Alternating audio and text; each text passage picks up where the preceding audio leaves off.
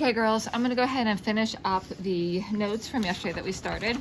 So I'm hoping you guys are trying these problems and liking these ones, because these ones are really nice to work with. All you're doing is finding that area under the curve using that table E in the back of the book. So it makes it really nice. And I hope that you're seeing how applicable it is.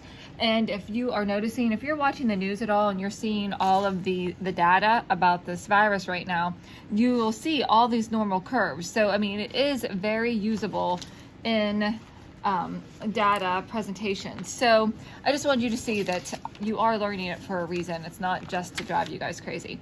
Okay, so anyways, no one has reached out, so I'm hoping you were fine doing the work from yesterday. So, and the only thing you had to do was get the value. They gave you the Z value. You had to go in the back and use this table to find the area under the curve. If it was to the left, you just went ahead and found your Z and found the area.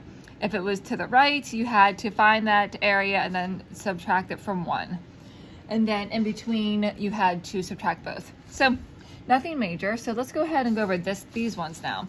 So this is the area under the curve, just equals your probability. And that's what we've been talking about. So for these ones, now you're going to find the probability of choosing a Z between 0 and 2 that is the same as the area from 0 to 2. So the probability of finding a Z value between 0 and 2, all you're going to do is find the probability of 2 and the probability of 0, and you're going to subtract them. So all I did was look P of 2.0. I looked that up in the back, and it was 0.9772, and the probability of 0 is 0.5. I subtracted them and I got 0.4772. That's it. So now I'm going to find the probability of a Z between 0 and 2.32. So again, now for these ones, the first thing I did is I drew it. So Z at 0, remember, for standard normal distribution, your mean is 0. So there's my mean, and here's my 0. And then I'm at 2.32. So I did my second Z value is at 2.32. Hopefully you can see this, okay. And then in between, so I just drew my area under that curve there. So then I just drew my figure, and now I'm going to find that. So I'm going to have to find P at 2.32. I just look in my chart here. 2.32 is here. I'm at 0.9898. And then probability of 0 is 0.5. I subtract them. I get 0.4898. Again, nothing major. So probability that your Z value is less than 1.65. So I drew it. There's a probability of less than 1.65. So less than is going to be to the left. So all I do is look up 1.65. I looked it up and I got 0.9505. Now our last example is probability that your Z is greater than 1.91. I'm going to draw that out, and I'm over here. So here's 0. Here's my Z of 1.91. I'm to the right of it or greater than. So I shade over there. Now, greater than or to the right is just like yesterday's stuff. I have to subtract from 1. So I found the probability of 1.91, and that was 0.9719. But that's not my answer because I need to subtract that from 1. So 1 is less than, 1 minus 0.9719 is equal to 0.0281. All right, hopefully that makes sense. And then we're going to move on and kind of work backwards.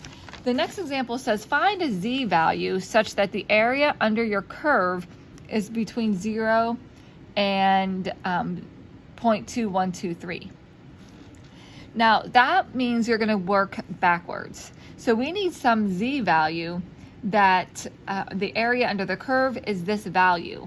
So that means we would have to look here and then work our way out to see what value that would actually give us.